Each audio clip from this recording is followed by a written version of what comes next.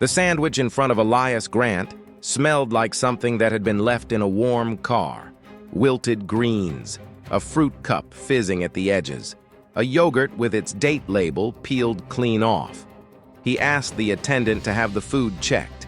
The manager came instead. Vanessa Whitaker looked at him, not at the tray. "If you're unhappy with the service, sir, you're free to leave. This lounge isn't for people like you." 17 minutes later, Elias took out his phone. "This is my lounge," he said. "Stop serving food. Shut this place down." The clock above the bar, 10:41. His flight had closed its doors 4 minutes ago. He didn't look at it again. 109 minutes earlier. Nobody in that room knew the man they'd just dismissed owned it, and nobody knew what he'd already given up to stay one more hour. The morning started with a lunchbox. Sophie Grant had it open on the kitchen counter before her father came downstairs, and she packed it the way she always did, which was to say she packed it like someone who did not trust him. A banana, a hard-boiled egg, and a twist of foil.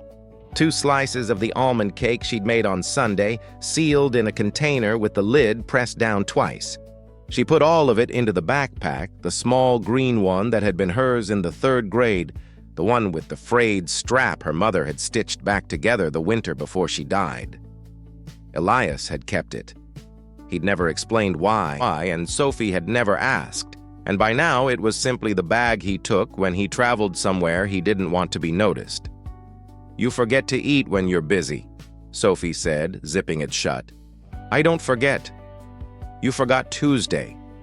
He didn't argue that one, because it was true. He was 44 years old, he ran a hospitality company with lounges in 19 airports, and his 12-year-old daughter had a better record of his meals than he did. She handed him the backpack and held onto the strap a second longer than she needed to. "You'll make it back, right?" 7:30, he said. "Front row. You have to actually be in the seat, not the hallway, not on the phone. In the seat."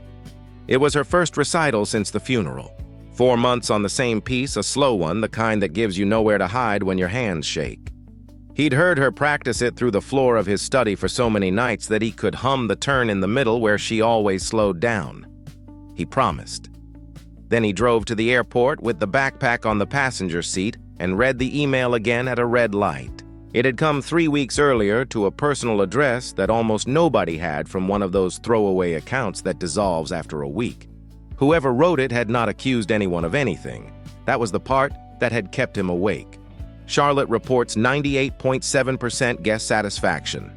Please look at how many complaints get closed before compliance ever sees them. Don't announce yourself. Don't bring anyone. If you come ask for a seat in the back near service door 3, 9 in the morning, he had read it maybe 40 times. He knew what it told him about the sender, someone with access to internal numbers, someone who understood the difference between a complaint being resolved and a complaint being deleted, and someone frightened enough to write from an address that would be gone by Friday. He had built Meridian Crown Hospitality on a simple idea he'd said out loud. So many times it had stopped meaning anything to the people who worked for him that a company is only decent when its staff behave decently on the days no one important is watching. He had a suspicion 3 weeks old and growing that in Charlotte, the sentence had become a poster on a break room wall. So he told exactly one person. Daniel Price ran compliance for the corporation, a careful man with a lawyer's patience, and he was sitting in a hotel 20 minutes from the terminal that morning with a laptop and a team and instructions not to move until Elias said so. The lounge sat on the mezzanine above concourse sea glass and pale wood, a wall of live greenery, a bar with actual bartenders. It photographed beautifully. Elias had approved the renovation budget himself. He came up the escalator at 8:52 in a canvas jacket, shoes gone soft with age, the green backpack over one shoulder. The woman at the reception desk had a name tag that read, Maya Brooks. She was young, careful, and when she reached for his boarding pass, her hand shook not much but enough that she steadied it against the counter before she scanned. The screen went green. First class. Access confirmed. "Welcome to Meridian Crown, Mr. Grant," she said and turned toward the entry. That was when the manager came out from behind the partition. Vanessa Whitaker moved like someone who had spent years learning not to hurry. Her uniform was immaculate, her voice pitched low and pleasant, and she put herself between Elias and the doorway without appearing to block anything at all. "I'm sorry, sir. Could I see a photo ID?" He gave it to her. She studied it longer than a person studies a driver's license. "And your physical membership card?" "It's on the app." "We prefer the card." He showed her the app. She asked for the payment confirmation. He found it. She asked for the original booking email, and while he scrolled, two things happened in his peripheral vision that he would remember with unusual clarity for the rest of his life. A white man in gym shorts and a wrinkled quarter zip came up the escalator, held his phone over the scanner, and walked in. Maya said good morning. Nobody asked him anything. Then a couple, both white, both in travel clothes, one scan, two smiles in. Elias put his phone down. "Is this the standard process?" he asked. "Or is it for certain guests?"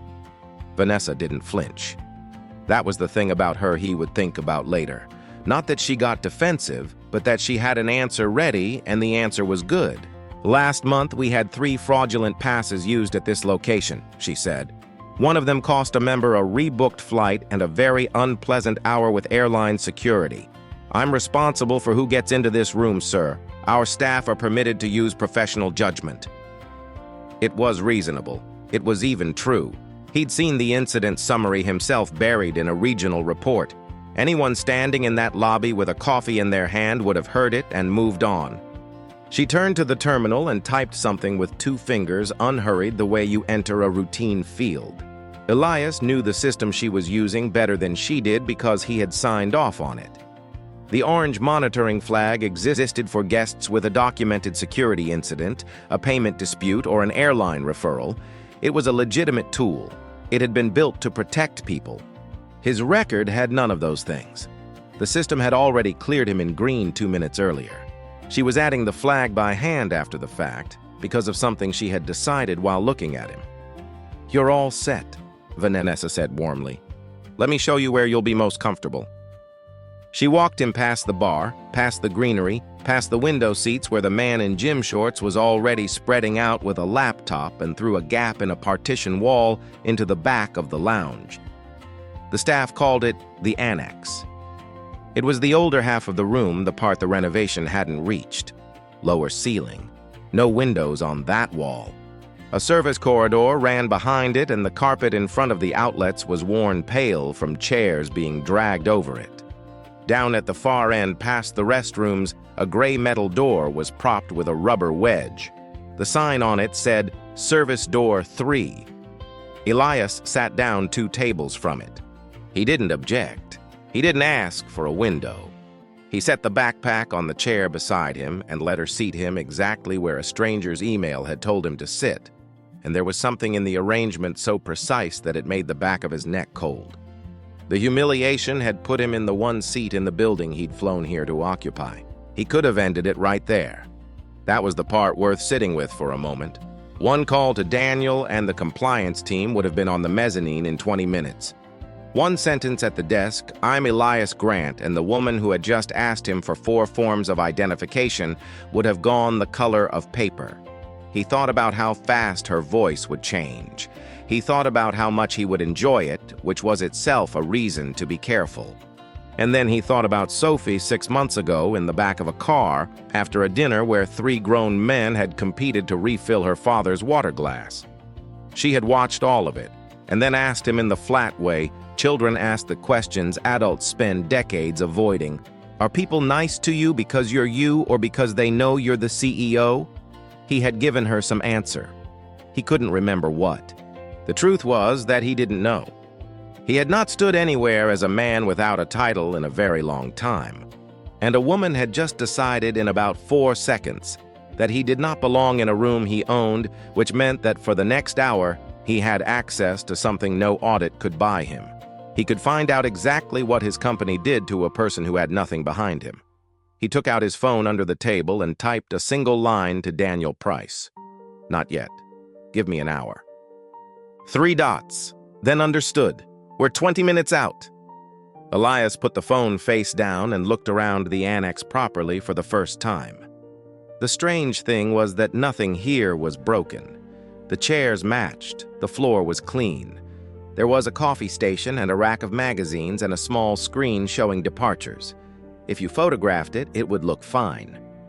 His ticket had been valid, his record had matched, the system had cleared him in green, and none of that had made the slightest difference because the woman at the desk was not working from the screen in front of her. She was working from a picture in her head of what a first-class guest was supposed to look like, and the screen had simply lost the argument. That was what he would keep circling back to. The most dangerous kind of sorting doesn't announce itself with an insult. It wears a clean uniform. It uses words like professional judgment, and it hides inside a procedure that was written for a good reason. At the far end of the annex, a woman in scrubs was asking whether she could move to a table by the window. The attendant told her the main floor was full. Elias could see from where he was sitting at least 4 empty tables on the main floor. The clock above the departures screen read 9:01. By 9:15, Elias had counted the room twice. 11 people in the annex, 9 of them black or Latino. The 2 who weren't had come in with a black colleague and sat down with him without being told where to go. There was a man in an airfield maintenance uniform badge still clipped to his shirt who had a first-class boarding pass sitting face up on the table beside his coffee. He'd been given the seat nearest the staff restroom, and every time the door swung, he shifted an inch further into the aisle. The woman in scrubs had given up on the window and was working off the arm of her chair with a laptop balanced on her knees. Across from her, a man in a good suit had a folder of documents spread across 2 seats because the shelf beside his table hung loose from the wall, held by one screw and hope. He kept looking at it like he was deciding whether to be insulted. None of it was cruelty. That was what made it hard to name. Nobody had said anything ugly to anyone. The room had simply been arranged so that certain people ended up in the part of it that didn't get looked at. At 9:20, an older couple came through the partition. The man walked with a cane and a slow, deliberate economy, the way people do when they've learned exactly how much a fall costs. Veteran's cap, windbreaker. His wife came a step behind him with both their bags, and Elias watched her scan the annex in 1 past chairs spacing distance to the restroom the way a person does when they've been managing another person's body for years. She stopped an attendant and asked for a wider table, something with room for the cane and space for her husband to sit without twisting. The attendant said the main floor was fully committed. Elias could see 6 open tables through the gap in the partition. The couple took what they were given. The man lowered himself into the chair in 2 stages, breathing through the second one, and then set a plastic pill organizer on the table and turned it so the day showed. "You have to eat first," his wife said quietly. "I know what I have to do, Gloria." "Then let's get you something." Their name, when the attendant finally wrote it on the order pad, was Bennett. Leonard and Gloria Bennett. Elias watched the pill organizer sit there on the table between them like a small clock nobody was reading. Maya Brooks came through a few minutes later with a tray of waters. She set one down at Elias's table and did not immediately walk away. "You should know," she said, not looking at him. "There's a flag on your record." "Orange." Her eyes came up fast. "How do you... What does it do?" She rearranged 2 glasses that didn't need rearranging. "Your time in the lounge gets logged. You don't get offered the full menu. If you ask questions, staff are supposed to note it as guest conduct." She lowered her voice further. "And if you talk to other guests for more than a minute, we're supposed to tell the manager." "Who put it there?" "It has to be approved by a supervisor." Elias waited a moment before he asked the next one. "Have you ever reported any of this?" Maya looked at him then, and something moved behind her face. Not surprise, something older and more tired than surprise. She picked up her empty tray. "Enjoy your water, sir." She walked back toward the partition, and Elias watched her go, and understood that he had just asked exactly the wrong question of exactly the right person. At 9:30, an attendant brought him a menu. It had 4 items on it: coffee, tea, a cup of canned fruit, a packaged sandwich. Through the gap in the partition on a marble counter under a warming lamp, the main floor had smoked salmon, a rack of pastries steaming under glass, a fruit display with fresh berries, and a young man in a white coat making eggs to order for a woman who kept changing her mind about the herbs. Elias ordered the sandwich because he wanted to see what would arrive. It arrived on a small tray with a cup of fruit and a yogurt. The bread had gone slightly translucent at the edges. The lettuce inside had blackened where it touched the tomato. The fruit cup had a fine crust of foam around the rim, the kind that comes from sugar fermenting in a sealed container, and when he tilted it, the syrup moved wrong, thicker than it should have been. He turned the yogurt over. The date label had been peeled off, not torn, not smudged, removed cleanly, leaving a faint rectangle of adhesive residue on the plastic. You do not accidentally remove a date label. His phone buzzed on the table. Sophie, the screen said, 9:34. She'd be standing outside her first period classroom with 3 minutes to spare, which was exactly the kind of margin she planned for. He answered, "Did you eat breakfast?" Elias looked at the tray, the sandwich sweating under its film, the yogurt with its blank white square where a date should have been. "Yeah," he said. "I ate." "You're lying." "Why would I lie about breakfast?" "Because you always do." She let it go, which was her version of mercy. 7:30, remember, I've been working on it for 4 months. I know how long you've been working on it. I can hear it through the floor. That's not the same as being there. 7:30, he said. I'll be in the seat.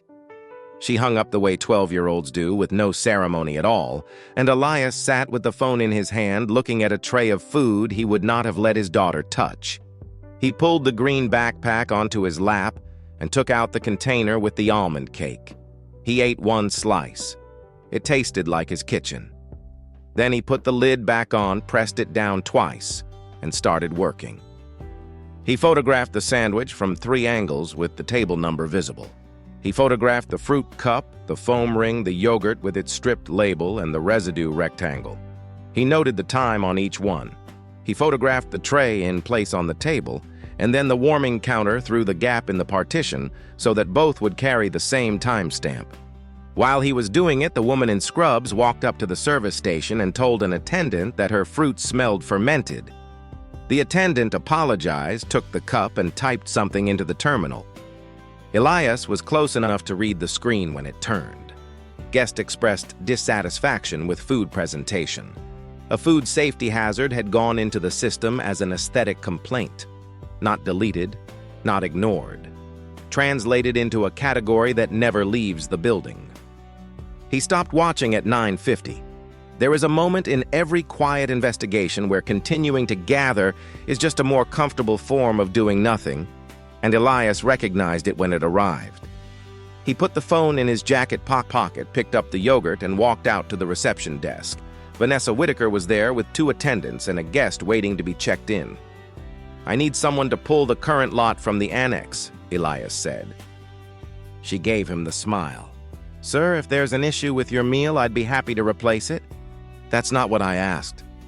He set the yogurt on the counter label side up the bare rectangle facing her. This container has had its date label removed, not damaged, removed.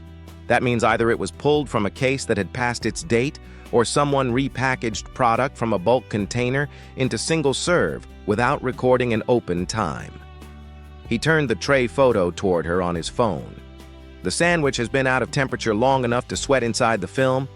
If you're holding cold product above 41 degrees for more than 4 hours, you don't donate it and you don't rechill it. You discard it and you log the discard. One of the attendants stopped moving entirely. Vanessa's face did something interesting. It didn't crack. It recalculated. She had been managing an irritated passenger, and somewhere in the last 15 seconds, the passenger had started speaking the language of her own operations manual in front of her staff, in front of a guest. May I ask what you do, sir?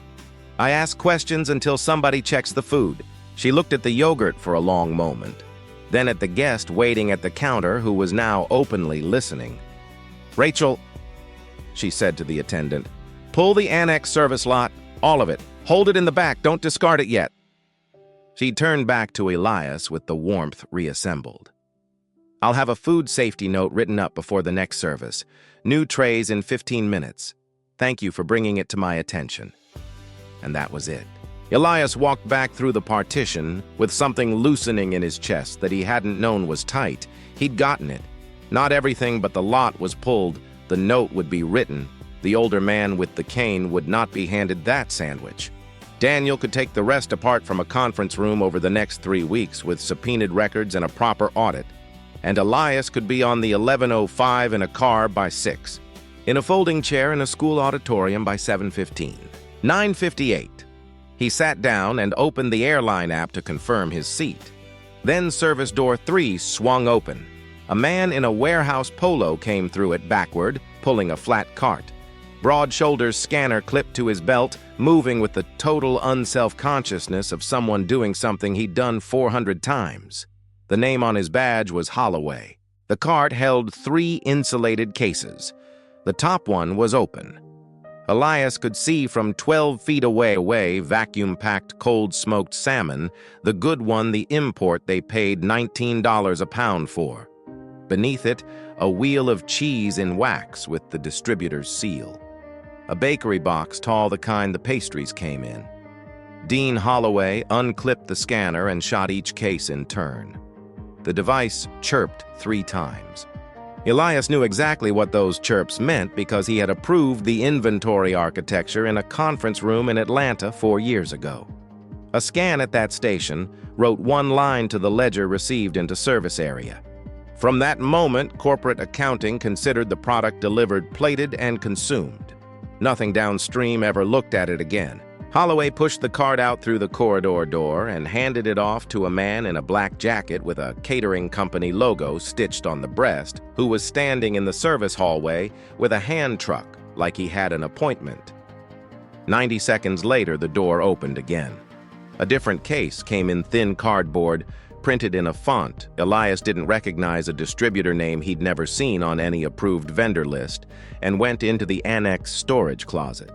Elias sat very still. The lot had been pulled. That was true.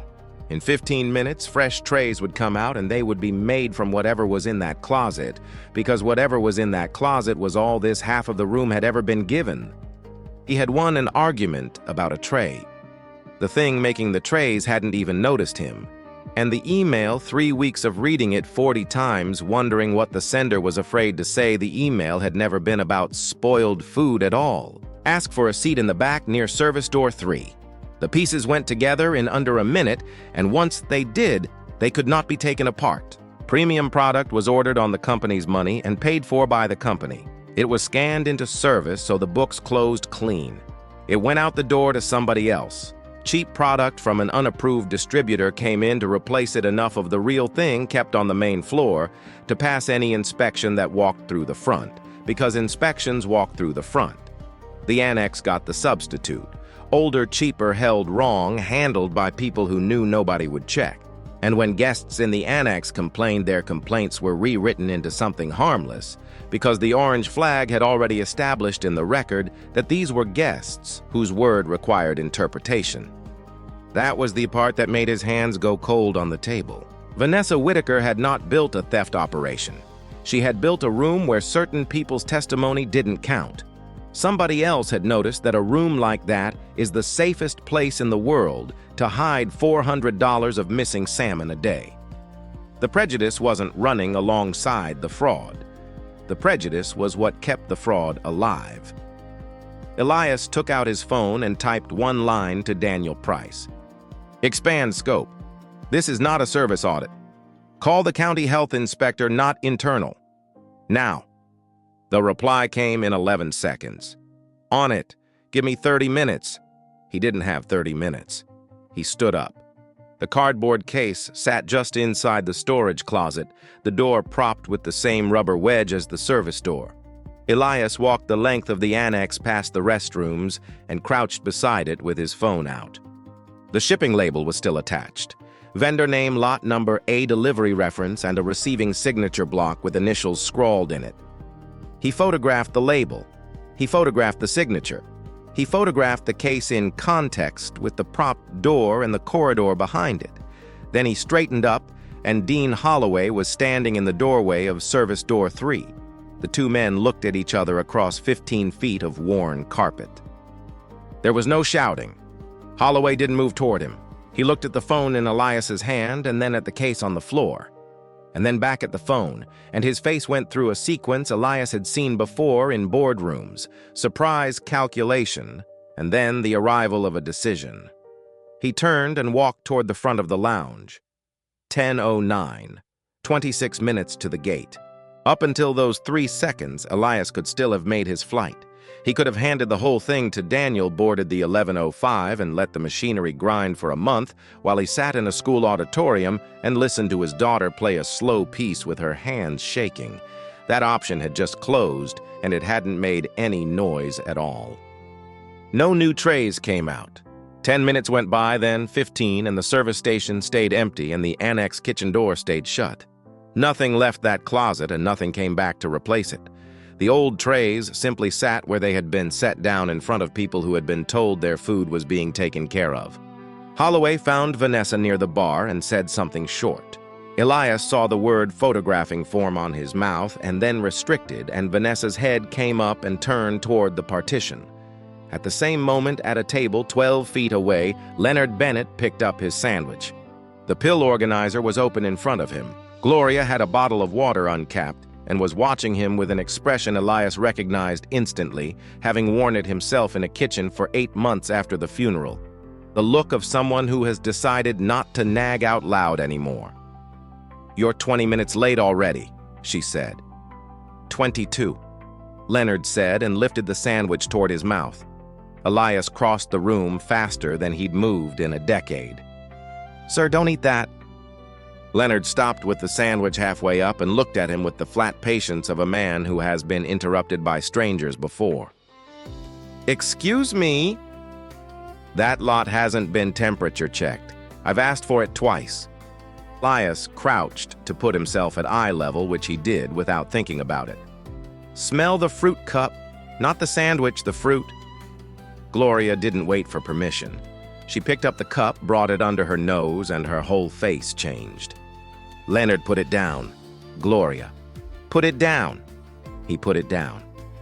Elias turned toward the service station and raised his voice for the first time that morning, not shouting, just carrying. "I need this lot pulled from service. I need a probe thermometer at this table. I need every date label on that closet inventory checked, and I need whoever is responsible for food safety in this facility standing here in the next 2 minutes. Vanessa came through the partition with an attendant on each side. She did not look at the tray. Elias watched for it specifically, and it never happened. Her eyes went to him, to the Bennetts, to the other guests now turned in their seats, and she performed a small assessment of the room's temperature and made her decision. "Sir, I'm going to ask you to return to your own table. 25 minutes ago, you agreed to pull this lot. No trays have come out of that kitchen since. I agreed to review a product concern raised by a guest about that guest's own meal." Her voice stayed level and pleasant and absolutely immovable. "You've now approached other guests, you've entered a restricted storage area, and you've photographed staff. That changes the nature of the situation considerably. The nature of the situation is that this man takes medication with food and the food is unsafe. Then I'll have an attendant bring him something from the main floor."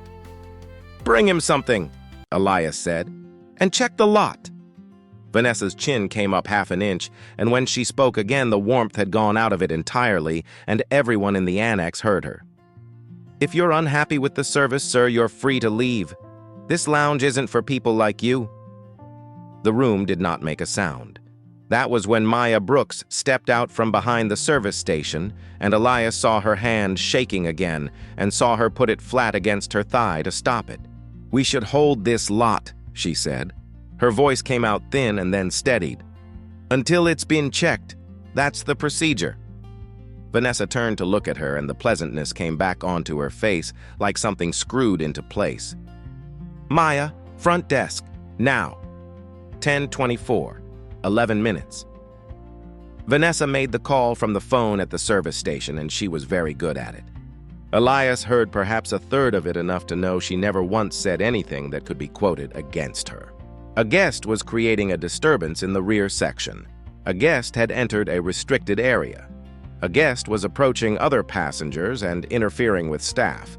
And then the sentence that mattered delivered in a tone of professional regret. He's flagged in our system, so this is consistent with a pattern. That was the sentence that would move 2 airport officers across a mezzanine at speed, and it worked because the flag was real. It lived in a legitimate field in a legitimate system built for legitimate reasons. Nobody on the other end of that phone had any way of knowing that it had been typed in by hand by her 92 minutes ago after a green screen had already cleared him. Down at the end of the annex, Dean Holloway propped service door 3 open with his foot and started moving the remaining cases out into the corridor. Maya stood at the front desk with her badge in her hand and the look of someone doing arithmetic about rent. And Leonard Bennett sat with an untouched tray in front of him, 28 minutes past his dose now, one hand resting on the pill organizer, watching the whole thing with the stillness of a man who has learned that the fastest way to get hurt in a room like this is to stand up. 10:35. The overhead speaker in the lounge chimed, and a recorded voice said that Flight 1105 to Atlanta was closing. 2 officers came up the escalator, and Elias Grant stood in the middle of the annex and listened to his own flight being called and did the arithmetic that was actually in front of him. If he walked now, he kept a promise. He would be in a folding chair at 7:15 with his phone off, and his daughter would look out at the 3rd row and find him there. He would also leave behind an 80-year-old man who would take his medication with that sandwich the moment the room calmed down. He would leave a young woman who had just contradicted her manager in public and would be off the schedule by Friday. He would leave Dean Holloway alone with a scanner and a ledger for however many hours it took to make 10 weeks of records look like clerical error. If he stayed, all of that stopped. And his daughter would walk out on a stage for the first time since her mother died, 4 months of practice in her hands, and find an empty seat. He looked at the container of almond cake sticking out of the green backpack on the chair. 10:37. The doors were closed. He thought about the fact that a man with his money can always walk out of a room like this with one phone call, and that the same money makes it very easy to forget that almost nobody else in the room has that call to make. A person who runs a company doesn't own it because his name is on the paperwork. He earns the right to lead it on the days he answers for what happens to the least protected person standing in front of him. He didn't say any of that out loud. He looked at Leonard Bennett and he picked up his phone. The 2 officers came through the partition and stopped a respectful distance away, and the older of them looked at Vanessa first. "Ma'am, what exactly has he done?" "He's been creating a disturbance in this section." "What did he do?" "He's been uncooperative. He's approached other guests. He's made people uncomfortable." The officer waited for a noun. It didn't arrive. Elias hadn't moved from beside the Bennett's table. He turned to the officer and kept his voice conversational because volume was the one thing that could still cost him the room. "Did I threaten anyone?" Nobody answered. "Did I touch anyone? Did I raise my voice before 90 seconds ago?" He looked at Vanessa. "Who checked the food I raised a temperature concern at 9:50. It's now 10:39. Has anyone put a thermometer in anything in this building?" Gloria Bennett stood up, which took her a moment, and when she spoke, she used the specific clarity of a woman who had spent 40 years being ignored efficiently. "Officer, that man came over here and stopped my husband from eating spoiled food. I smelled it myself. He's the only person in this room who did anything." Leonard raised the pill organizer an inch off the table without a word. The officer's eyes moved to it and stayed there. "There's a flag on his record," Vanessa said. "Orange monitoring. That's not something I invented. It's a corporate field and it indicates a documented incident history. I'd ask you to take that into account." It was added by hand. Maya Brooks had come back through the partition. She had her phone out and the staff terminal history open on it, and she held it toward the officer with the shake in her hand fully visible now and apparently no longer relevant to her. His pass scanned green at 8:52. Full first-class access cleared. The flag was entered manually at 8:55 after the system had already approved him. It requires supervisor credentials. She looked at Vanessa. "There's one supervisor on this shift." The lounge had gone entirely still. Even the main floor had gone, still people standing at the edge of the partition with coffee cups watching. Elias understood that he had reached the last honest choice available to him. He could keep his mouth shut and let the officers walk him out, and Daniel's team would arrive in 20 minutes to a lounge where a warehouse manager had been alone with a scanner and a storage closet. Or he could stop being a passenger. He took out his phone and called Daniel Price. "Where are you?" "6 minutes out. The county inspector's meeting us at the escalator. Lock it down now." Elias turned so the room could hear him. "Freeze all guest record editing at Charlotte effective this second. Nobody edits, nobody closes, nobody deletes. Preserve 120 days of camera. Freeze the inventory ledger, every scan, every adjustment. Suspend all activity with the distributor on that annex case. Stop food service in this facility, the whole facility, both floors, no exceptions, and hold every open case as evidence. Do not discard it." He looked down the length of the annex where Dean Holloway had a hand on the propped metal door. "And I want somebody standing in front of service door 3 until you get here. Nothing else goes out of that corridor. Nothing." The younger officer glanced at his partner, got a nod, and walked the length of the annex. He didn't touch Holloway. He simply put himself in the doorway with his hands loose at his sides, and the cart stopped moving. Vanessa's voice cut across the room, and for the first time that morning it had an edge on it.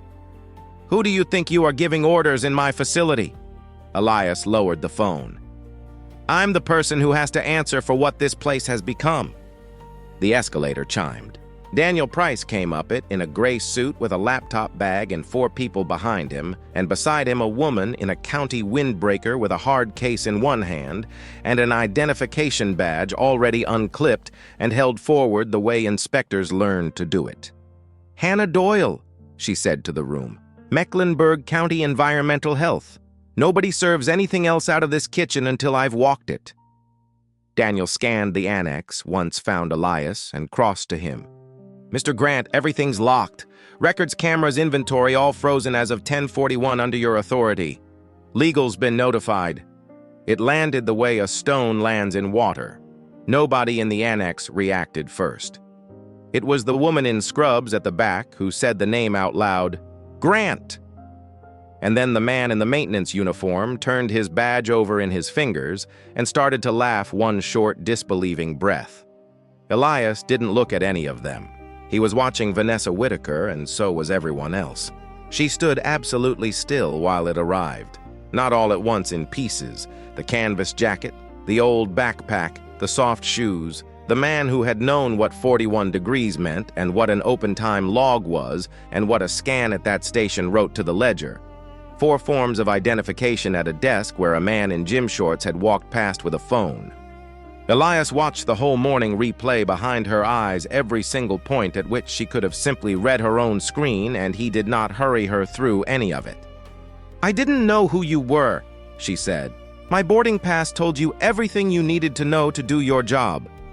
Hannah Doyle worked the way inspectors work, which is to say she did not hurry, and she narrated nothing. She started with the tray at the Bennett's table. Calibrated probe out of the hard case, sanitized into the center of the sandwich filling. She held it, read it, and wrote the number down before she said anything at all. 61 degrees, she said. Cold hold maximum is 41. Do you have a temperature log for this lot? The attendant looked at Vanessa. Vanessa looked at the floor. Doyle went into the annex storage closet next and came out 4 minutes later with 3 items held flat on a tray like specimens. I've got single-serve yogurt with the date label removed. I've got repackaged cut fruit in unlabeled deli containers with no open time and no discard date.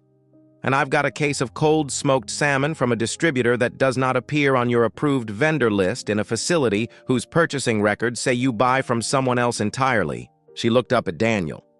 That last one isn't a health violation. That's a paper problem and it's yours. But the first 2 are mine, and I'm going to write this facility up today. Gloria Bennett said very quietly, I told them it smelled. You were right, ma'am, Doyle said. You were right an hour ago. Dean Holloway had spent the intervening minutes standing near service door 3, trying to look like a man waiting for instructions.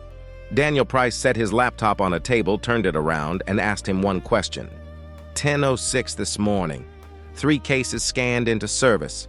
Where did they go? Overstock, Holloway said. We were over on the salmon and the cheese. Sent it out to be redistributed. That happens all the time. To where regional pulls it. Show me the transfer order. Holloway reached for a tablet on the cart, scrolled again, and the scrolling went on long enough that everyone in the room understood what was at the end of it. There's no transfer order, Daniel said. There's no order for the 22nd either, or the 15th, or the 8th. 10 weeks every Monday, same 3 case types, same time window. 10 weeks of receipts into service and not one transfer document in the system. Holloway's mouth worked. Then somebody's scanning it wrong. The kids on my crew scan the wrong code half the time. It writes it into service when it should be a transfer out. That's a system problem. I've flagged it before. Elias put his phone on the table beside the laptop. The photograph from 1009 already opened the shipping label on the cheap case, the vendor name, and beneath it the receiving signature block with the initials in it. Whose initials are those? Holloway looked at the screen and said nothing. Daniel closed the laptop halfway. For the record, and I want the record to be clean here. 2 minutes ago, you told me the product was overstocked, transferred out with authorization. Just now, you told me it was scanned incorrectly by your crew and never should have been recorded at all. He looked over at one of his team who was writing. Those are 2 different explanations. We'll take them separately. Down the corridor, the man in the black catering jacket had long since gone. The rest of it came off the systems, which do not have feelings and do not get tired. Daniel's team worked from a table in the main lounge with the guests moved out and the coffee stations shut down, and by early afternoon they had enough of the shape of it that the shape stopped being arguable. The orange flag had been applied at Charlotte 141 times in 14 months. In 9 cases, there was a documented security incident behind it. In the other 132, there was nothing in the file at all, and every one of the 132 had been entered manually by supervisor credential after the system had already cleared the guest in green. Annex seating assignments tracked the flag almost perfectly. The reduced menu was a written instruction in a shift note in Vanessa's own words rear section to run limited service to protect the premium experience. More than 160 guest complaints had been edited or recategorized before compliance ever saw them, most of them from the rear section, most of them about food. Maya Brooks had filed 2 internal reports about it. Both had routed to the manager of record. Both had been closed. The week after the second one, her schedule had gone from 5 shifts to 2, and a written warning had appeared in her file for an attendance issue on a day she had not been scheduled to work. And above all of it, sent upward every month with a signature on it, 98.7% guest satisfaction, the best numbers in the region. The regional manager who received Maya's second report had not investigated it and had forwarded the satisfaction figure anyway. Elias read the summary standing up, and then he walked over to where Vanessa Whitaker was sitting alone at the end of the bar with a corporate observer 3 seats away. She had been waiting for him. I took this location when it was last in the region, she said. Complaints, walkouts, 2 lawsuits before I ever set foot here. I put it first. Not one theft, not one fraudulent entry in 2 years, not one incident that reached your desk. Her voice was steady, and her hands were not. Look at the numbers. Go on. I never took $1 from this company. Not one. I believe you, Elias said. She looked up sharply because she had been braced for something else. You didn't take $1. He set the summary down on the bar between them, face up. You built a room where the people in it couldn't be believed. You put a flag on them so their word came with an asterisk. You gave them a menu nobody would ever audit, and a section nobody would ever photograph, and you rewrote their complaints into a category that dies inside the building. He tapped the ledger figures. And while you were doing that, somebody walked $260,000 of product out of that door behind you because you had already built him the only place in this airport where nobody's word counted. Vanessa's mouth opened. He didn't need you to help him, Elias said. He just needed you to keep doing exactly what you were doing. She squared her shoulders, then the way people do when they've decided to take it standing. Are you going to do this here? She asked. In front of them, go ahead. She expected it. Elias could see her arranging her face for it. The public dismissal, the walk to the escalator with an officer on each side, the whole room watching. She had spent the morning deciding things about people in 4 seconds, and she had every reason to assume the world worked that way in both directions. No, he said. He turned to Daniel. Suspend her operational authority and system access effective now. She goes home on pay. Written notice of the specific allegations in her hands within 24 hours, every one of them in detail, no summaries. He counted it off. Full evidence preservation, hers included. She gets to respond in writing with representation if she wants it before anyone signs anything. Same for Holloway. Same for the regional manager who sat on Maya's report. Nobody in this company loses a job today on my temper. Daniel wrote it down without expression. Vanessa stared at him. Why? Elias picked up the green backpack from the chair where it had been sitting since 8:52. You decided who I was in about 4 seconds, he said. I'm not going to decide who you are the same way. If the process ends where I think it's going to end, it'll end there because of what's in the file, not because of how I felt standing in that annex this morning. He put the strap over his shoulder. That's the difference. It's the only one that matters, and I'd like this company to be able to tell it.